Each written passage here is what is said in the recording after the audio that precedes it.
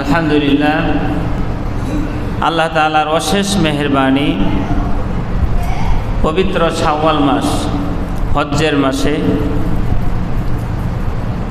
পৃথিবীর সর্বশ্রেষ্ঠ জায়গা মসজিদ আমাদেরকে আসার, বসার, কথা বলার, কথা শ্রবণ করার তৌফিক আমাদেরকে যিনি দান করলেন, সুস্থতার নিয়ামত আমাদেরকে যিনি দান করলেন, সঠিক সময় মসজিদে যিনি নিয়ে আসলেন, আসুন আমরা তাঁরই দরবারে অন্তরের অন্তঃস্থল থেকে হৃদয়ের সবটুকুন আবেগ উজাড় করে মহাব্বতের সাথে রব্বুল আলামিনের শিখানো ভাষায় শুকরিয়া আদায় করি।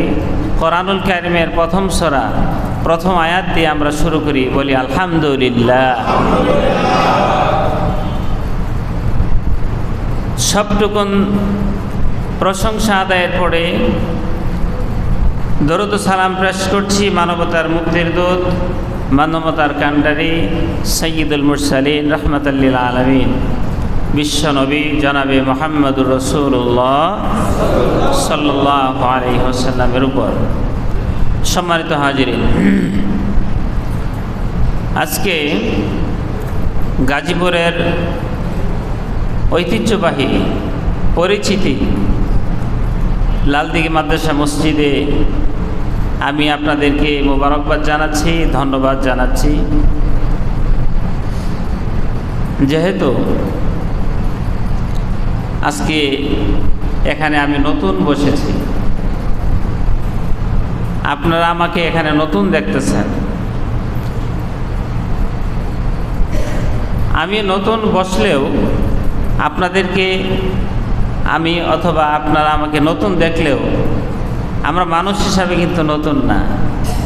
আমরা রাস্তাঘাটে দেখা বের হলে দেখা হয়, কথা হয়, আমরা মানুষ হিসাবে নতুন। সব থেকে গুরুত্বপূর্ণ বিষয় হলো আমরা বর্তমানে যেখানে অবস্থান করছি এটা হলো পৃথিবী, দুনিয়া। বলেন তো কোথায় অবস্থান করছি? দুনিয়াতে। দুনিয়াতে আসার আগে এই পৃথিবীর সকল মানুষ যারা এসেছিলেন, যারা এসেছি এবং যারা আসবে, এই সকল মানুষের একটি জায়গা ছিল, সেখানে আমরা একত্রিত অবস্থায় ছিলাম, সেটা হলো রূহের জগতে। রূহের জগতে আমরা সকলেই পরিচিত। আসার ধারাবাহিকতায় কারো বয়স কম অথবা কারো বয়স বেশি, কিন্তু এই কথা সত্য, যারা আমরা চলে এসেছি এই পৃথিবী ছেড়ে একদিন আমাদেরকে চলে যেতেই হবে। আমাদের এই সুন্দর দুনিয়ার জীবনে, এই মায়া মোহ ঘেরা এই সুন্দর জীবনে আমরা কি কামাই করেছি, কি অর্জন করেছি, এগুলোর বিচার, জবাবদিহিতা আমার আপনার রবের নিকট করতেই হবে। আমি যদি আপনাদেরকে বলি, ফজরের পর থেকে নিয়ে আজকে জুমার দিন, ফজরের পর থেকে নিয়ে অদ্যবধি পর্যন্ত 1:45 বাজে এই পর্যন্ত জীবনের হিসাব যদি আল্লাহ রাব্বুল আলামিন আমাদের কাছে চায়, তাহলে আমার মনে হয় না যে আমি খতিব হিসাবে এ প্রশ্নের জবাব আমি দিতে পারব। আপনারা হয়তো পারতে পারেন, এটা সম্ভব নয়। এই জন্য আল্লাহ আমাদেরকে দোয়া শিখিয়ে দিয়েছেন, দোয়া করো আল্লাহ পাক যেন তোমাদেরকে বিনা পরীক্ষায়, বিনা বিচারে, বিনা হিসাবে আল্লাহ পাক যেন জান্নাত দান করেন। বলেন আমিন। সম্মানিত উপস্থিতি, এটা হলো শাওয়াল মাস। শাওয়াল মাসের পূর্বে আমরা রমজান মাস কাটিয়েছি। আপনাদেরকে আমি জিজ্ঞেস করতে চাই, এই যে আজকে শাওয়াল মাসে জুমায় এসেছি, এই জুমাটা রমজান মাস যদি হতো, আপনারা বলেন তাহলে লোকের অবস্থা কি এরকম ছিল না কম বেশি ছিল? বেশি ছিল কিনা? যে মুসল্লিগুলি জুমার দিনে রমজান মাসে আসতেন, সেই মুসল্লিগুলি শাওয়াল মাসে এই জুমার নামাজে অনেকে এসেছি, অনেকে আসতে পারি নাই। কথা ঠিক কিনা? তাহলে আমাদের কাছে আল্লাহ রাব্বুল আলামিন রমজান মাস কেন দিয়েছিলেন? কেন আমাদের কাছে রমজান মাস দিয়েছিলেন? আল্লাহ রাব্বুল আলামিন কোরআনুল কারীমের মধ্যে সূরা বাকারার মধ্যে বলছেন, কুতিবা আলাইকুমুস সিয়াম কামা কুতিবা আলাল্লাযীনা মিন ক্বাবলিকুম লাআল্লাকুম তাত্তাকুন। রমজান মাসের রোজাকে ফরজ করা হয়েছে, তোমাদের পূর্বে যারা ছিল তাদের জন্য ফরজ করা হয়েছিল। কেন? যেন তোমরা মুত্তাকি হতে পারো, পরহেজগার হতে পারো, আল্লাহর ভয় তোমাদের ভিতরে থাকে। আর এই রমজান মাস মুত্তাকির মাস, তাকওয়া অর্জনের মাস, গুনাহ মাফ করানোর মাস, জাহান্নাম থেকে দুয়ার মাধ্যমে বেঁচে জান্নাতি উপযুক্ত মানুষ হিসাবে জান্নাতের তালিকায় নাম লেখানোর মাস ছিল রমজান মাস। এই রমজান মাসে ভরপুর মুসল্লি ছিল।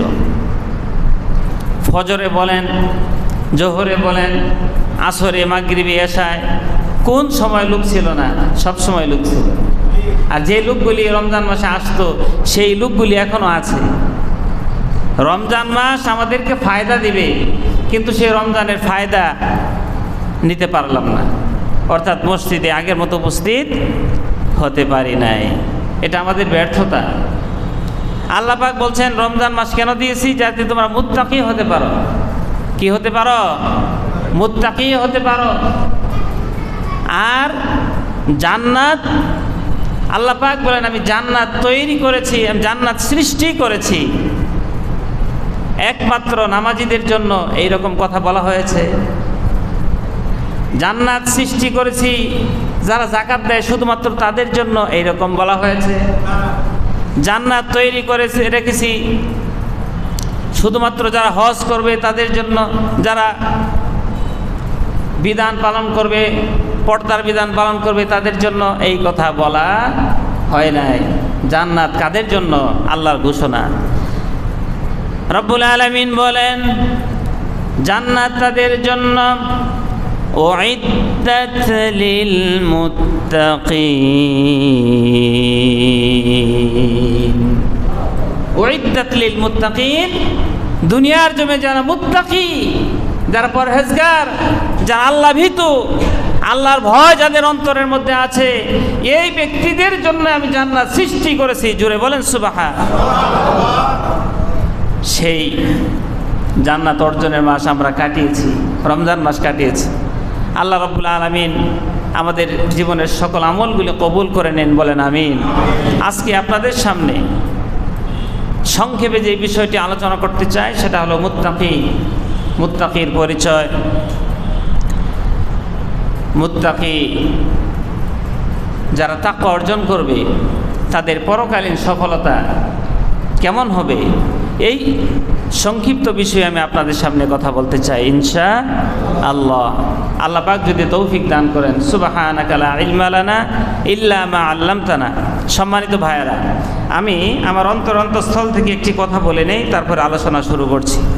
সেটা হলো এই লালদিঘির মাঠ, লালদিঘির মসজিদ এমন একটি পরিচিত জায়গা, যেই জায়গার মধ্যে, যেই মাঠের মধ্যে সারা বাংলাদেশের সবথেকে খ্যাতিমান, জ্ঞানীবান, সবথেকে পরিচিত মুখ ওয়াজ করার জন্য এই লালদিঘি মাঠে আসতেন। আর এখানে আমি যেখানে বসে আছি এই মেহরাবে, এই বক্তব্যের জায়গায় আগের সপ্তাহ যিনি নামাজ পড়িয়েছেন উনিও বাংলাদেশের পরিচিত মুখ, অন্যতম ব্যক্তি, আন্তর্জাতিক খ্যাতিসম্পন্ন মুফাসসির কোরআন তিনি ছিলেন।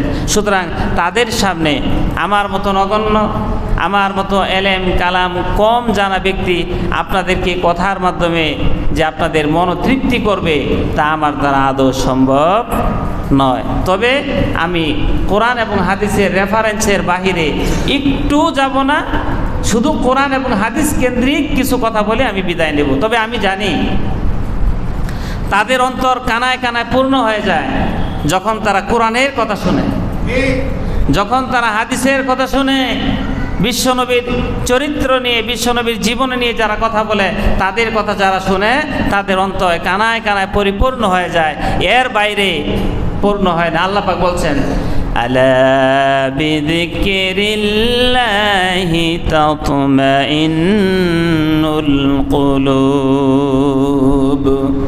আল্লাহ পাক বলেন তাদের অন্তর আল্লাহর জিকিরে সন্তুষ্টি হয়, পরিতৃপ্তি হয়ে যায়। আল্লাহর জিকির মানে কোরআন, সুতরাং সেই কোরআন থেকে কথা বললে যারা কোরআনের বাহিরে আছে তাদের কাছে যদি অসহ্য মনে হয়, তারপরেও কোরআন সবার জন্য। কোরআনের কথা তাদের গায়ে লাগবে যারা কোরআন বিরোধী, তারপরেও কোরআনের কথা বলতে হবে। মানুষরূপী যতই বিরোধী হোক না কেন, কোরআন কিন্তু সহজ সরল এবং সঠিক পথের দিশা দেয়। যারা কোরআনকে অনুসরণ করে, কোরআনকে মান্য করে চলে, কোরআন অনুযায়ী চলে, আল্লাহ রাব্বুল আলামিন তাদেরকে সঠিক পথ দেখান দুনিয়াতে। কোরআনের সুপারিশ ক্রমে আল্লাহ রাব্বুল আলামিন তাদের জন্য জান্নাত রেখে দিয়েছেন। সুবহানাল্লাহ। রাব্বুল আলামিন বলেন, فمن تبع هداي فلا خوف عليهم ولا هم يحزنون।